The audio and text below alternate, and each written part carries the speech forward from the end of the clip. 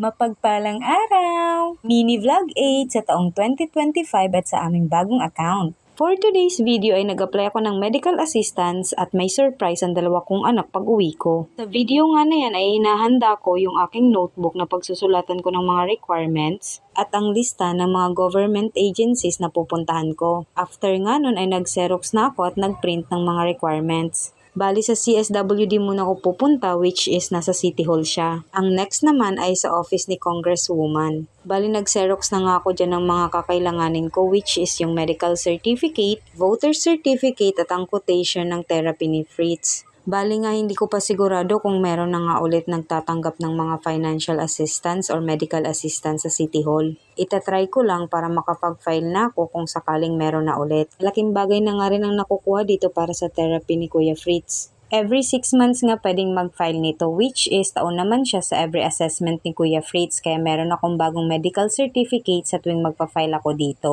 Bali nilalakad ko nga ang lahat ng mga yan mga lods kasi nga kailangan ko yung pera. Bukod kasi sa mahal ang therapy ni Kuya Fritz, kailangan masustain siya para makita natin ang magandang improvement. Kaya sa kagaya ko na limited lang ang resources, bukod dun ay sakto lang din ang aking sinusweldo. Kaya kailangan talaga nating maging madiskarte. Bali nga pala sa mga awesome parents dyan, kung may tanong kayo about dito, mag-chat lang kayo or mag-comment. Bali nag-check pa nga ako ng iba pang mga government agencies na pwede namin pagpasahan ng medical assistance request. Kasi para sa mga anak, walang di kakayanin ng isang magulang. Bali medyo late na akong nakarating sa munisipyo. Bali natid lang ako dyan ni Daddy. Bali pinagantay ko siya ng konti kasi chinek ko muna kung meron ng filing. At thankfully meron na, ang daming ang tao kaya ayan nag-aantay na ako. Bali matatagal po talaga ang pila sa mga ganto. Kaya dapat prepared tayo, may tubig at merong pagkain. Tubig na lang pala ang dala ko kaya bumili na lang ako ng butchi pang snacks. Bali nabot ako na mag-aalauna dyan at pumunta pa kami sa isa pang opisina. Kaso wala pa silang filing kaya umuwi na kami after nun. At ito nga pala ang surprise ng dalawa sa akin.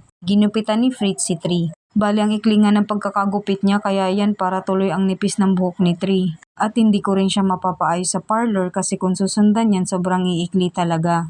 Kaya di ko alam kung matutuwa o maiiyak ako sa pinaggagawa ng dalawang to.